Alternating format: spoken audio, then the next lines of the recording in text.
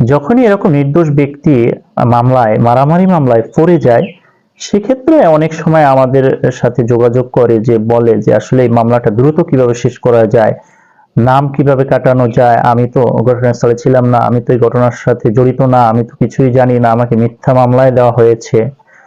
তো প্রথমে একটু আমরা জেনে আসি যে আসলে মারামারি মামলাটা আসলে কোন কোন ধারায়, কোন কোন আইনের আন্ডারে আসলে করা হয়ে থাকে।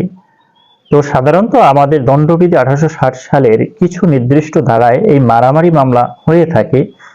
তো প্রথমেই আসি 326 ধারায় হয়ে থাকে, 307, 323, 324, 325, এরপরে 506, 147, 379, 380 এই ধারাগুলিতে সাধারণত মারামারি মামলা দিয়ে থাকে।